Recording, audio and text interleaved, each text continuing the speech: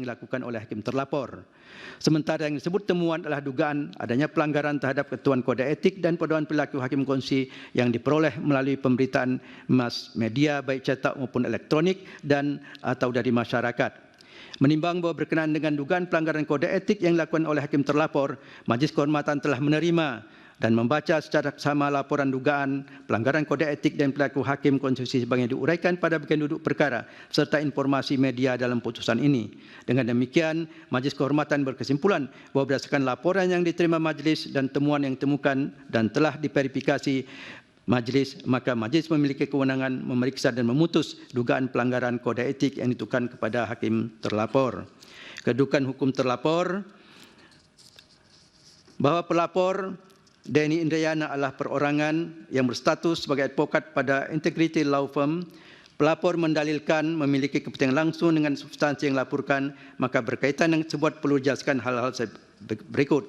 1. Pelapor adalah guru besar hukum tata negara, advokat, calon legislatif sementara di DPR RI dari Partai Demokrat, Dapil 2 Kalimantan Selatan. Sebagaimana Akademi Pelapor berkepentingan untuk memberikan masukan dan bersifat apresiasi ataupun kritis atas berjalannya perkara-perkara di Mahkamah Konstitusi.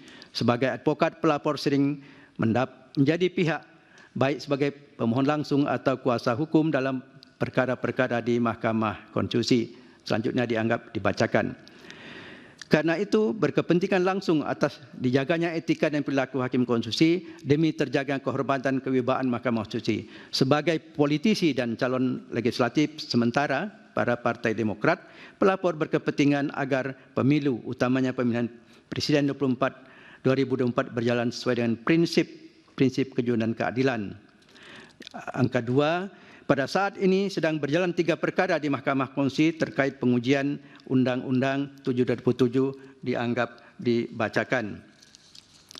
2, bahwa pelapor Perekat Nusantara merupakan kelompok orang yang berprofesi advokat yang tergabung dalam pergerakan advokat Nusantara sebagai bagian dari anggota masyarakat yang ingin berpartisipasi dalam penegakan hukum telah berkomitmen secara aktif berpartisipasi dalam penegakan hukum dan keadilan. Angka 1, angka 2, angka 3, angka 4 dianggap dibacakan. Bahwa pelapor TAPP menguraikan kedudukan hukumnya pada pokoknya 1, angka 2, angka 3, angka 4 dianggap dibacakan. Bahwa pelapor Perhimpunan Pemuda Manadi menguraikan kedudukan hukum pada pokoknya sebagai berikut, angka 1, angka 2, angka 3, angka 4 dianggap dibacakan. Bahwa pelapor PBHI menguraikan kedudukan hukumnya yang pada pokoknya sebagai berikut dianggap dibacakan. Bahwa pelapor TAPHI adalah advokat dari tim advokasi peduli hukum Indonesia. Selanjutnya dianggap dibacakan. Bahwa pelapor LBH Bara JP menguraikan kedudukan hukumnya yang pada pokoknya sebagai berikut, angka 1, angka 2 dapat anggap dibacakan. Bahwa pelapor CALS menguraikan kedudukan hukumnya yang pada pokoknya sebagai berikut, angka 1 sampai dengan angka 18, 19 dianggap dibacakan. Demikian juga angka 20. Bahwa atas dasar tersebut para pelapor memiliki kepentingan langsung dengan substansi yang dilaporkan sehingga para pelapor memiliki kewenangan hukum untuk mengajukan laporan berikut. 7.13.9, 7.13.10 LBH Yusuf, kemudian bahwa pelapor Ziko, bahwa pelapor KIP, angka huruf A, huruf B, huruf C, huruf D, huruf D dianggap dibacakan. Bahwa pelapor Tumpak Nainggolan adalah bertindak demi kemaslahatan umum, selanjutnya dianggap dibacakan. Bahwa pelapor BEM Unusia menguraikan kedudukannya yang pada pokoknya sebagai berikut, angka 1, angka 2 dianggap dibacakan. Bahwa pelapor Alam Syah menguraikan kedudukannya yang pada pokoknya sebagai berikut, angka 1, angka 2 dianggap dibacakan. Bahwa pelapor Padi adalah kelompok masyarakat atau kumpulan masyarakat sebagai advokat, selanjutnya dianggap dibacakan. Pokok laporan para pelapor, menimbang bahwa setelah memeriksa secara saksama laporan dan keterangan para pelapor, Majelis Kehormatan menemukan fakta bahwa dari 16 laporan dugaan pelanggaran kode etik dan perilaku hakim konstitusi yang telah diterima dan diperiksa sebagai berikut. 1. Hakim terlapor dilaporkan secara tersendiri 11 laporan. Selanjutnya.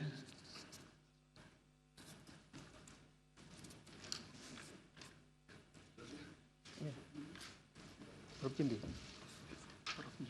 Jimli. Ya. Belum.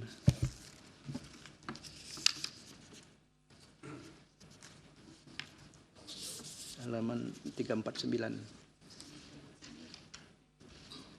17, 16, 1.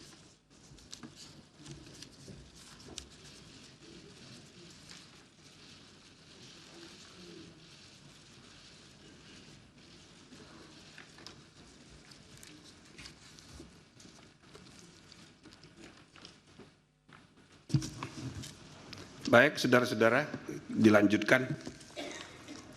Masih 100 halaman ini. Jadi, saya lanjutkan ya.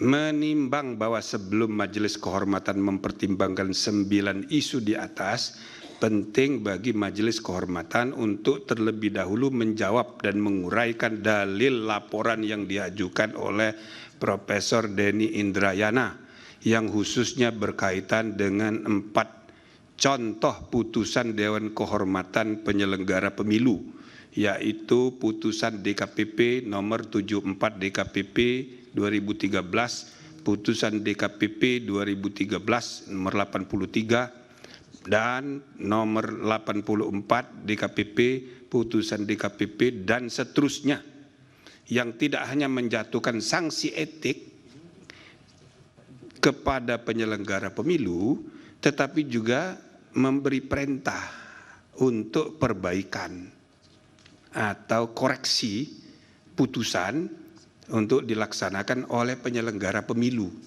Nah, poin ini karena penting saya baca aja. Bahwa dalam konteks laporan dugaan pelanggaran kode etik dan pedoman perilaku hakim konstitusi, pelapor Denny Indrayana membangun argumentasi bahwa seandainya Majelis Kehormatan menjatuhkan sanksi kepada terlapor, maka hal itu berimplikasi terhadap keabsahan putusan nomor 90 PUU 21/2003, dan oleh karenanya Majelis Kehormatan seharusnya berwenang memerintahkan Mahkamah Konstitusi untuk melakukan perbaikan terhadap putusan Mahkamah Konstitusi Akwo. Bahwa dalam dalil laporan pelapor Denny Indrayana menganalogikan putusan DKPP yang menjatuhkan sanksi etik terhadap penyelenggara pemilu yang disertai dengan perintah perbaikan atau koreksi putusan untuk dilaksanakan oleh penyelenggara pemilu dengan putusan Majelis Kehormatan yang seharusnya juga dapat memerintahkan Mahkamah Konstitusi untuk melakukan perbaikan putusan nomor 90 PUU 21/2023. Bahwa terhadap dalil pelapor Denny Indrayana di atas, Majelis Kehormatan berpendapat bahwa dalil tersebut tidak tepat. Hal-hal yang menjadi alasan adalah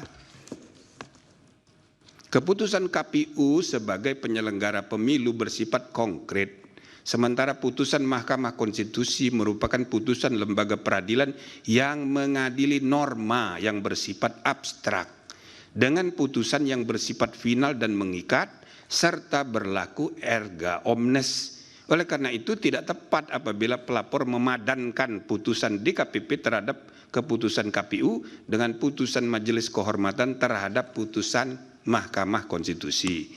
Bahwa mengenai kewenangan Majelis Kehormatan untuk melakukan penilaian antara lain berupa pembatalan, koreksi, atau meninjau kembali terhadap putusan Mahkamah Konstitusi in casu putusan Mahkamah Konstitusi nomor 90 PUU 2003 telah diuraikan secara lengkap dalam paragraf 7.2 sampai dengan paragraf 7.11 di atas, yang pada pokoknya berpendirian untuk menolak isu dalam laporan dugaan pelanggaran kode etik dan perilaku hakim konstitusi sepanjang berkaitan dengan permintaan pelapor untuk melakukan penilaian antara lain berupa pembatalan, koreksi, atau meninjau kembali putusan Mahkamah Konstitusi in casu putusan Mahkamah Konstitusi nomor 90 dan seterusnya. Termasuk juga dalam hal ini Majelis Kehormatan tidak akan masuk melakukan penilaian terhadap aspek teknis yudisial Mahkamah Konstitusi in kasu hakim konstitusi yang merupakan perwujudan pelaksanaan prinsip kemerdekaan hakim konstitusi sebagai 9 pilar konstitusi dan kemerdekaan kekuasaan kehakiman sebagai kelembagaan atau independence of the judiciary. Dengan demikian menurut Majelis Kehormatan dalil pelapor tersebut tidak beralasan menurut hukum, dan seterusnya dan seterusnya.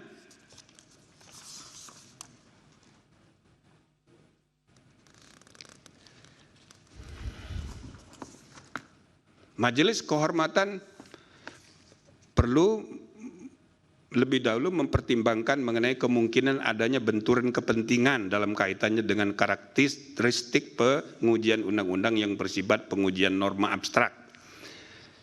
Kewenangan Mahkamah Konstitusi dalam rangka menguji undang-undang terhadap undang-undang dasar memiliki karakteristik abstrak review.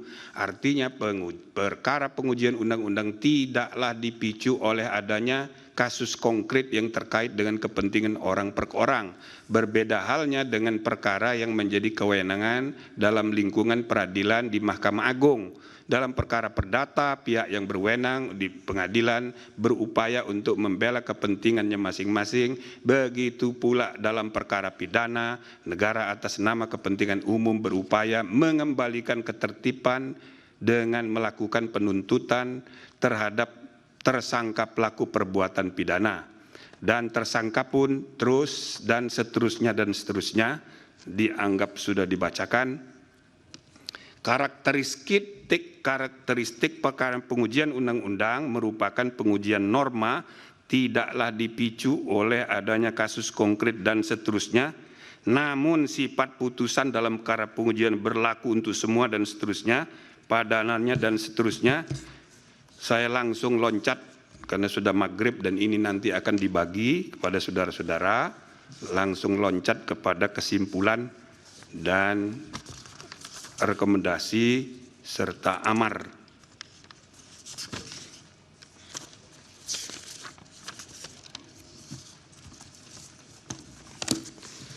Kesimpulan dan rekomendasi. Kesimpulan, menimbang bahwa berdasarkan uraian duduk perkara, fakta-fakta yang terungkap dalam rapat dan sidang pemeriksaan pendahuluan, sidang pemeriksaan lanjutan yang berisi pembelaan hakim terlapor, keterangan ahli, dan saksi serta pertimbangan hukum dan etika di atas dapat disimpulkan hal-hal sebagai berikut. 1.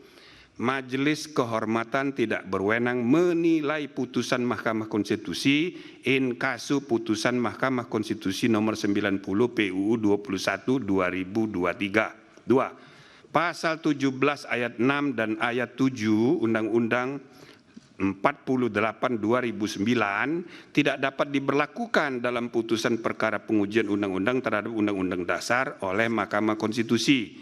3. Dalil yang memadankan putusan DKPP terkait dengan keputusan KPU dengan putusan Majelis Kehormatan Mahkamah Konstitusi terkait putusan perkara pengujian undang-undang tidak tepat. 4. Majelis Kehormatan tidak menemukan cukup bukti untuk dapat menyatakan hakim terlapor memerintahkan adanya pelanggaran prosedur dalam proses pembatalan pencabutan permohonan perkara nomor 90 PUU 21 2023. Majelis Kehormatan nomor 5. Majelis Kehormatan tidak menemukan bukti hakim terlapor telah berbohong terkait alasan ketidakhadiran dalam RPH pengambilan putusan perkara nomor 29 dan seterusnya, 51 dan seterusnya, dan 55 dan seterusnya, melainkan hakim terlapor justru tidak merasa adanya benturan kepentingan yang nyata. 6. Hakim terlapor tidak mengundurkan diri dari proses pemeriksaan dan pengambilan putusan nomor 90 PUU 21 2023 terbukti melanggar sabta karsa utama, prinsip ketidakberpihakan, penerapan angka 5 huruf B dan prinsip integritas penerapan angka 2. Majelis Kehormatan tidak menemukan cukup bukti berkenaan dengan motif penundaan pembentukan MK permanen, sehingga patut dikesampingkan. 8. Hakim terlapor sebagai Ketua Mahkamah Konstitusi terbukti tidak menjalankan fungsi kepemimpinan judicial leadership secara optimal, sehingga melanggar Sabta Karsa Utama, prinsip kecakapan dan kesetaraan, penerapan angka 5. 9. Hakim terlapor terbukti dengan sengaja membuka ruang intervensi pihak luar dalam proses pengambilan keputusan nomor 90 PU 21 2023, sehingga melanggar Sabta Karsa Utama, prinsip independensi, penerapan angka 1, 2, dan 3. 10. Ceramah hakim terlapor mengenai kepemimpinan usia muda di Universitas Islam Sultan Agung Semarang berkaitan erat dengan substansi perkara, menyangkut syarat usia capres dan cawapres, sehingga terbukti melanggar Sabta Karsa Utama, prinsip ketidakberpihakan, penerapan angka 4. 11. Hakim terlapor dan seluruh hakim konstitusi terbukti tidak dapat menjaga keterangan atau informasi rahasia dalam rapat permusyawaratan hakim yang bersifat tertutup, sehingga melanggar prinsip kepantasan dan kesopanan, penerapan angka 9. 12. Permintaan pelapor BEM Unusia agar tidak mengikut sertakan hakim terlapor dalam pemeriksaan perkara nomor 141 PU 21 2023 dapat dibenarkan. Nah, itu perkaranya sudah diregistrasi, maka akan disidang dan permintaan BEM Unusia dapat dibenarkan. 13. Hakim terlapor tidak diperkenankan untuk terlibat atau melibatkan diri dalam pemeriksaan dan pengambilan keputusan dalam perkara perselisihan hasil pemilihan presiden dan wakil presiden, pemilihan anggota DPR, DPD, dan DPRD, serta pemilihan gubernur, bupati, dan wali kota yang memiliki potensi timbulnya benturan kepentingan. Rekomendasi: menimbang bahwa dengan bertolak dari hal-hal serta fakta-fakta yang ditemukan selama berlangsungan proses persidangan, Majelis Kehormatan Mahkamah Konstitusi memandang penting merekomendasikan hal-hal berikut. 1. Hakim konstitusi tidak boleh membiarkan kebiasaan praktek saling pengaruh-mempengaruhi antar hakim dalam menentukan sikap, dalam memeriksa, mengadili, dan memutus suatu perkara yang menyebabkan independensi tiap hakim sebagai 9 pilar tegaknya konstitusi menjadi tidak kokoh, dan pada gilirannya membuka peluang untuk terjadinya pelemahan terhadap independensi struktural kekuasaan kehakiman Mahkamah Konstitusi secara kelembagaan. 2.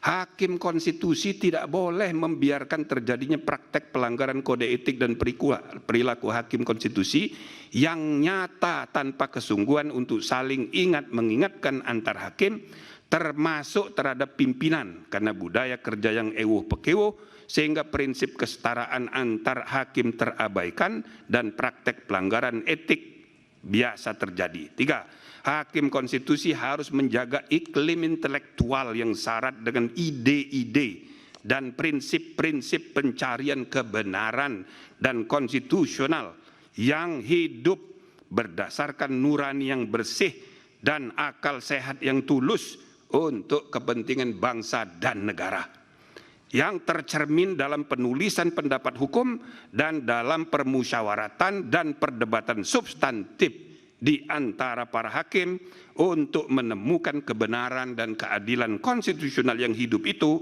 sebagaimana mestinya.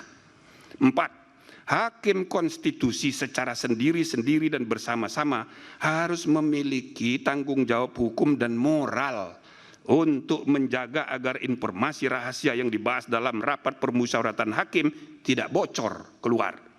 5. Majelis Kehormatan merekomendasikan agar diadakan revisi Peraturan Mahkamah Konstitusi nomor 1 tahun 2003 tentang Majelis Kehormatan Mahkamah Konstitusi, terutama dengan meniadakan mekanisme Majelis Kehormatan Banding.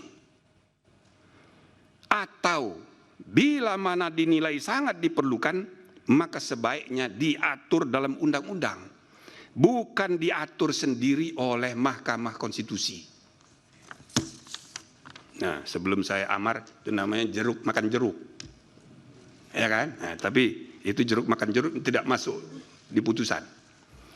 Nah, yang terakhir, amar putusan.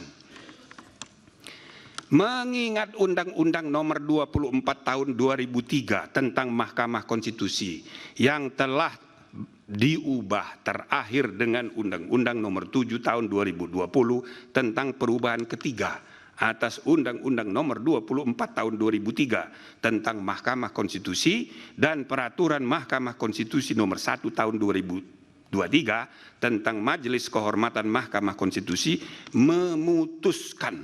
menyatakan hakim terlapor terbukti melakukan pelanggaran berat terhadap kode etik dan perilaku hakim konstitusi sebagaimana tertuang dalam Sabta Karsa Utama, prinsip ketidakberpihakan, prinsip integritas, prinsip kecakapan dan kesetaraan, prinsip independensi, dan prinsip kepantasan dan kesopanan.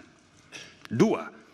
Menjatuhkan sanksi pemberhentian dari jabatan Ketua Mahkamah Konstitusi kepada hakim terlapor.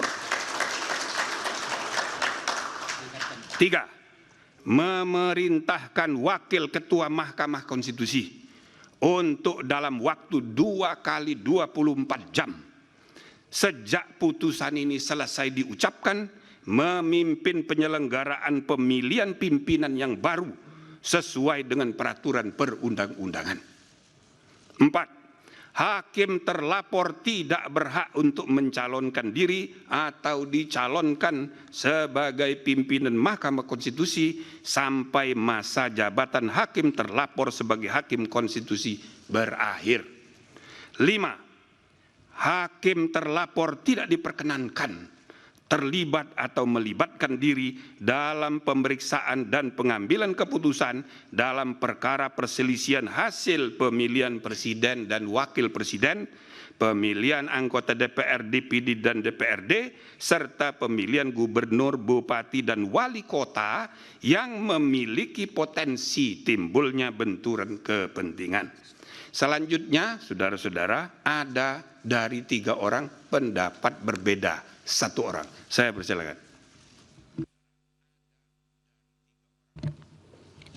Terima kasih, Ketua. Terhadap putusan sanksi oleh Majelis Kehormatan terhadap hakim terlapor, saya mengajukan dissenting opinion, sebagaimana disebutkan di atas.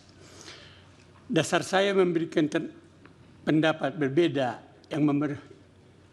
yaitu pemberhentian tidak dengan hormat kepada hakim terlapor sebagai hakim konstitusi in caso Anwar Usman karena hakim terlapor terbukti melakukan pelanggaran berat seperti disebutkan tadi.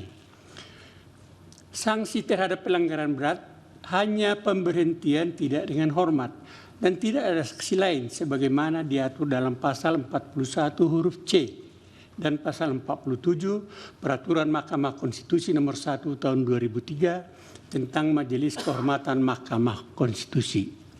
Satu hal yang menggembirakan saya ialah bahwa dalam rapat-rapat Majelis Kehormatan yang membahas laporan mengenai dugaan pelanggaran hakim konstitusi terlapor dan fakta-fakta yang terungkap dalam sidang dan rapat pembelaan hakim terlapor, keterangan saksi, termasuk hakim konstitusi lainnya yang didengar keterangannya, pendapat kami bertiga sama semua.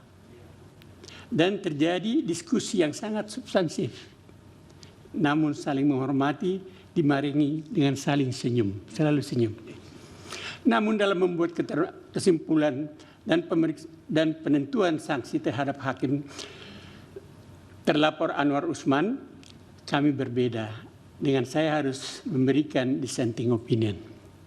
Menurut saya mungkin karena latar belakang saya sebagai akademis hukum, memang sepanjang karir saya yang terus berpotensi sebagai akademisi, yaitu dosen saya, dosen di Universitas Indonesia selama 35 tahun. 71 sampai tahun 1971 sampai 2006, dan di Universitas Pelita Harapan dari 2003 hingga sekarang, artinya 20 tahun. Sebagai dosen saya juga mengabdikan ilmu saya sebagai anggota Dewan Etik Hakim Konstitusi 2018 sampai 2020. Tetap diangkat berdasarkan kriteria akademik saya. Sehingga jiwa dan pikiran saya utuh adalah sifat keilmuan. Cara saya berpikir dan berpendapat selalu konsisten sebagai seorang ilmuwan atau akademisi. Karena itu dalam memandang dan menilai sesuatu masalah, peristiwa, keadaan, gejala yang ada selalu berdasarkan apa adanya, just the way you are, just the way it is. Itulah sebabnya dalam pembelaan memberi putusan pada pelanggaran kode etik ini dari perilaku Hakim Konstitusi AKO, saya memberikan putusan sesuai aturan yang berlaku. Dan tingkat pelanggaran kode etik yang terjadi dan terbukti, yaitu sanksi bagi hakim terlapor berupa pemberhentian tidak dengan hormat sebagai hakim konstitusi, sebagai hakim. Saya gembira bahwa dalam membuat putusan ini kami bertiga bersikap saling memahami dan dalam suasana batin penuh senyum yang diakhiri dengan bersalaman dan bergembira. Semoga Tuhan Yang Maha Esa memberkati kita semua.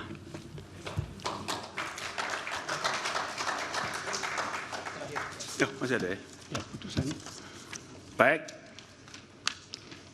Demikian diputus dalam rapat Majelis Kehormatan oleh 3 anggota Majelis Kehormatan, yaitu Jimli Asidiki sebagai Ketua Merangkap Anggota, Wahiduddin Adam sebagai Sekretaris Merangkap Anggota, dan Bintan R. Saragih sebagai anggota pada hari Jumat tanggal 3 bulan November tahun 2023 dan pada hari Senin tanggal 6 bulan November tahun 2023 dan diucapkan dalam sidang pleno Majelis Kehormatan Mahkamah Konstitusi terbuka untuk umum pada hari Selasa tanggal 7 bulan November tahun 2023 selesai diucapkan pukul 18.21 waktu Indonesia Barat oleh 3 orang Majelis Kehormatan Mahkamah Konstitusi, yaitu Jimli Asidiki sebagai Ketua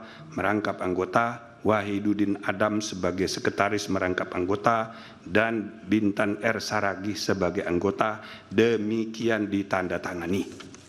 Nah, begitu saudara-saudara sekalian, terlepas dari adanya dissenting opinion, putusan yang berlaku mulai hari ini adalah yang tadi dibacakan.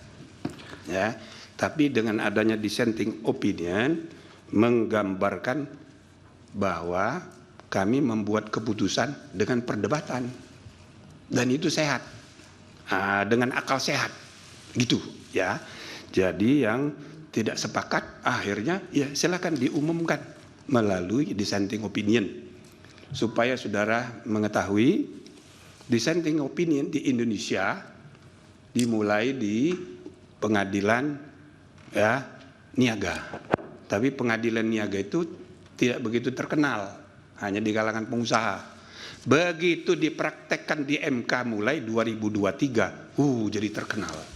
Maka sekarang sudah menjadi kebiasaan bahwa pengadilan itu harus ya kan memperdebatkan akal sehat, dan kalau tidak sepakat diumumkan kepada publik sebagai wujud pertanggungjawaban publik. Nah, jadi saya rasa ini satu ya. Yang kedua, tadi saya kemukakan yang berlaku adalah yang diputuskan. Kami tadi sudah dijelaskan sama pendapatnya ini. Cuma kalau sanksinya adalah sebagaimana ditentukan dalam PMK, pemberhentian tidak hormat dari anggota, maka itu haruskan diberi kesempatan untuk majelis banding.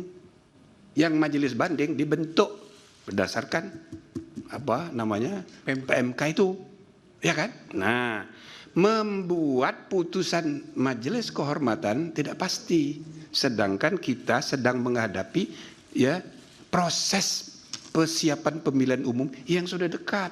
Kita memerlukan kepastian yang adil, gitu loh, untuk tidak menimbulkan masalah-masalah yang berakibat pada proses pemilu yang tidak damai, proses pemilu yang tidak terpercaya. Nah, untuk itulah kami memutuskan berhenti dari ketua sehingga ketentuan mengenai majelis banding tidak berlaku. Karena dia tidak berlaku, maka putusan MK yang dibacakan hari ini mulai berlaku hari ini, dan dalam 2 kali 24 jam harus sudah diadakan pemilihan. Nah, gitu ya. Udah ada. Nggak usah keras-keras tepuk tangannya, dalam hati aja. Nah, jadi saudara-saudara sekalian, inilah putusan ya, mudah-mudahan ya dilaksanakan, dihormati sebagaimana mestinya, dan tidak ada alasan untuk tidak menghormatinya, karena ini majelis kehormatan yang dibentuk secara resmi berdasarkan undang-undang yang implementasinya diatur dalam PMK. Namun sebagaimana tadi kami sudah bacakan, salah satu rekomendasi terakhir yang kita sarankan kepada MK ke depan, sebaiknya PMK-nya diperbaiki. Tidak usah ada banding-banding segala itu. Kalau memang diperlukan, ya diatur di undang-undang supaya tidak jeruk makan jeruk. Prinsipnya jeruk tidak boleh makan jeruk. Nah, gitu. Jadi itu saudara-saudara sekalian, mudah-mudahan sudah cukup. Ya, terakhir kami berharap mudah-mudahan ya bisa diterima dan bisa memberi kepastian bahwa aturan main sudah selesai dengan putusan MK, dan kemudian sudah dilaksanakan sebagaimana mestinya oleh penyelenggara pemilu. Meskipun kenapa kami sebut secara khusus permohonan dari BEM, bukan BEM ya, mahasiswa Fakultas Hukum Universitas Unsia yang mengajukan permohonan judicial review PUU yang sudah diregistrasi nomor 141, dia menguji undang-undang yang sudah mengalami perubahan karena putusan MK, dan itu boleh diuji, dan pemohon itu sudah menguji dan sudah diregistrasi nomornya 141 gitu. Jadi sesudah diregistrasi harus disidang, dan ya pada saat disidang nanti para pemohon boleh menggunakan ketentuan pasal 17 ayat 1 Undang-Undang Pokok Kekuasaan Kehakiman 48 tahun 2009, hak ingkar. Nah, hak ingkar terkait dengan putusan MK ini, di mana hakim terlapor yang sudah diberi sanksi tidak boleh mengikuti penanganan perkara itu. Berarti hakimnya cuma 4, maka ada peluang untuk terjadinya perubahan, tapi bukan oleh MK, melainkan oleh MK sendiri, supaya orang tidak menganggap MK itu Mahkamah Konstitusinya MK, jadi di atas MK. Itu tidak benar juga. Biarlah putusan MK diubah oleh MK sendiri melalui mekanisme yang tersedia. Jadi itu saya, makanya kita memberi apresiasi kepada mahasiswa ini, ya kan? Ini jadi mudah-mudahan para lawyer ini pada tersinggung semua ini dengan inisiatif mahasiswa ini. Kreatif dia, dan itu boleh. Nah, namun tentu saja permainan sudah jalan. Aturan main kalau misalnya diubah melalui putusan MK berlaku untuk pertandingan berikutnya 2029. Kalau yang sekarang ini sudah jalan pertandingannya. Nah, ini perlu saya sampaikan untuk ya biar ada kepastian. Gitu loh. Nah, kalau para pakar analisanya macam-macam kan, tidak apa-apa, cuma untuk menimbulkan kepastian, membimbing bangsa kita gitu ya. Kita harus ada arah yang jelas, Sebab untuk saudara ketahui, kasus perkara ini, semua dakdikduk ini, ya betul, semua dakdikduk, semua dari seluruh Indonesia itu nunggu putusan ini. Ya kan? Pertama, gara-gara kita buat putusan perkara ini sidangnya terbuka. Kedua, ada permohonan Profesor Denny supaya ada putusan profesi. Tapi jawabannya nggak usah pakai profesi, tapi jadwalnya aja kita tanggal 7 mengejar tanggal 8 saat terakhir untuk kemungkinan perubahan capres. Maka terus terang aja ini semua pada nunggu ini. Nah, jadi mudah-mudahan dakdikduk semua ini, semua kelompok ini sedang dakdikduk terjawab dengan putusan MK ini. Ya gitu ya. Nah, mudah-mudahan saudara-saudara putusan ini berterima di masyarakat luas, dan dengan mengucapkan terima kasih atas jasa saudara semua sebagai pelapor, ya, saudara semua ini berjasa. Putusan bersejarah itu hanya mungkin terjadi karena pelapor, penggugat, pemohon, atau ya lawyer. Nah, jadi karena itu saya ucapkan selamat pada saudara-saudara semua. Dengan ini sidang Majelis Kehormatan Mahkamah Konstitusi saya nyatakan ditutup. Sebentar. Hadirin dimohon berdiri. Sebentar, satu lagi sebelum berdiri saya tambah. Ini udah tutup ya. Nah, jadi saya ingin staf menyiapkan putusan, naskah putusan akan kita berikan kepada para pihak simbolik hari ini juga. Ini untuk menunjukkan bahwa di samping online kita juga akan menyerahkan fisik hari ini. Oke, itu satu. Yang kedua, saya sekedar mengingatkan karena saya ini ketua pertama lembaga ini. 5 tahun saya memimpin MK tidak pernah sidang terlambat. Tak pernah. Saya ingin mahkamah ini dikelola, diurus oleh hakim generasi sekarang. Juga jangan terlambat. Dan juga putusan-putusan langsung instan diserahkan. Bukan hanya di online, tapi diserahkan. Maka silakan diumumkan saudara staf ya, untuk penyerahan. Siapa yang akan simbolik mewakili? Majelis. Cukup. Silakan. Terima kasih Yang Mulia. Enggak, ini aja penyerahan. Kita udah tutup. Nanti kalau ngobrol nanti aja. Silakan.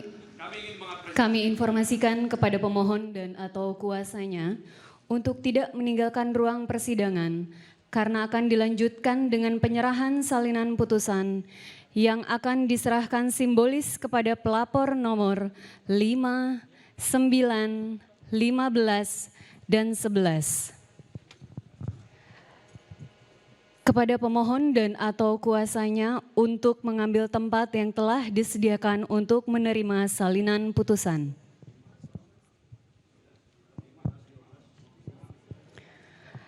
Penyerahan salinan putusan akan diserahkan secara berurutan kepada pelapor nomor 5 atas nama Ahmad Fatoni, nomor 9 atas nama Tim Advokasi Peduli Hukum Indonesia, pelapor nomor 15 atas nama Advokat Pengawal Konstitusi Raden Elang, dan pemohon keempat dan pelapor keempat nomor 11 atas nama Constitutional and Administrative Law Society.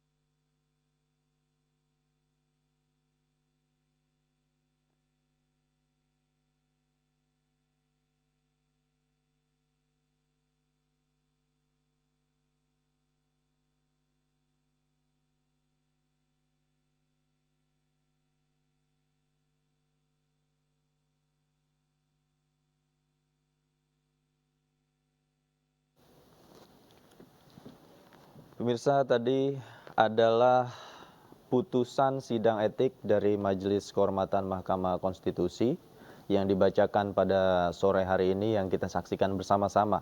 Dari rangkaian kesimpulan yang dibacakan oleh Majelis Kehormatan yang dipimpin oleh Jimli Ashidik, kemudian rekomendasi-rekomendasi yang tadi juga dibacakan di hadapan seluruh pelapor.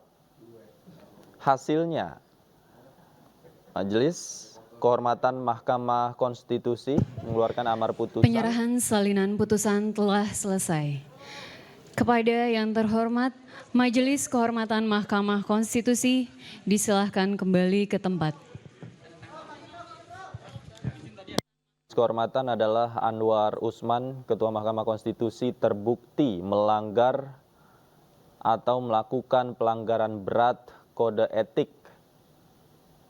Kemudian diberikan sanksi pemberhentian tidak dengan hormat kepada Ketua Mahkamah Konstitusi Anwar Hadirin yang Usman kami dari hormati, jabatannya sebagai Ketua demikianlah Mahkamah persidangan Konstitusi. Majelis Kehormatan Mahkamah Konstitusi Selasa 7 November 2023 untuk perkara nomor 1, 2, 3. Dan pemirsa, breaking news masih akan kembali usai jeda bersama rekan saya Syafati Suryo.